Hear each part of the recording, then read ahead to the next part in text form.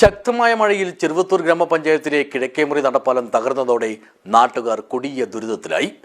School വിദ്യാർത്ഥികൾ ഉൾപ്പെടെ ആശ്രയിക്കുന്ന നടപ്പാലമാണ് കുത്തിയൊലിച്ചു വന്ന മഴവെള്ളപ്പാച്ചിലിൽ തകർന്നത്. This news sponsored by Bobby Chamanur International Jewelers, traditionally trusted for 162 years.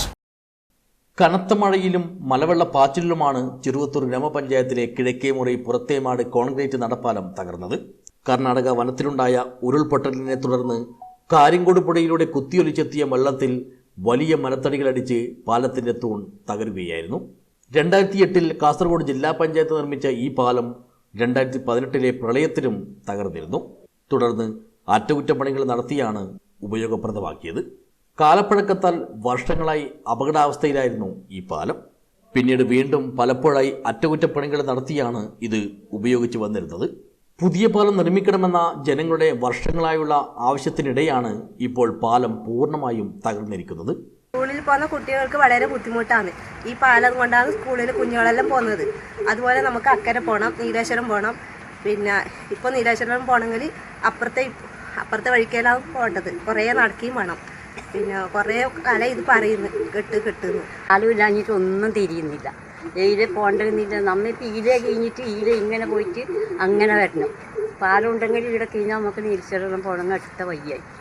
ഇപ്പോൾ അനവധി ആൾ പോകുന്ന പാലം ഇത് പാങ്ങാക്കുന്നത് അവർ ഇതുവരെ പാങ്ങാക്കിയിട്ടില്ല. അതുകൊണ്ട് പാക്ക് വലിയ റെസ്പോൺസ്. നമ്മൾ കടന്നാൽ അച്ചാന്തൂരത്തി ജംഗ്ഷനിൽ റിക്ഷയാക്കിയിട്ട് പോവാം, അടുത്ത വഴിയാണ്. അല്ലെങ്കിൽ പിന്നെ ഇപ്പോൾ ചുറ്റണം അങ്ങനെ വണ്ടിയാക്കിയിട്ട് തന്നെ റിക്ഷയാക്കിയിട്ട് തന്നെ പോകണം. ആ വിഷമോനെ ഇപ്പോൾ കുഞ്ഞൊക്കെ ഇല്ലത്. ഈലെ കടന്ന കുഞ്ഞൊക്കെ വീടിയായി. അതെല്ലാം അവർക്കും ബുദ്ധിമുട്ട് തന്നെയാണ്. രാവിലെ വൈകുന്നേരം പാല് കൊണ്ടുവരുന്നത് പോകുന്നത്. അവരിപ്പോൾ വരുന്നില്ല, ഈലെ വരുന്നില്ല.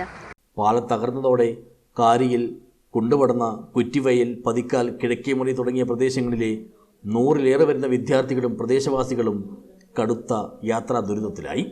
അച്ചന്തുരുത്തി രാജാസ് AUP സ്കൂളിലേക്ക് കുട്ടികൾ ഉൾപ്പെടെയുള്ളവർ ഇനി 5 കിലോമീറ്ററോളം ചുറ്റി സഞ്ചരിക്കേണ്ട അവസ്ഥയിലാണ്.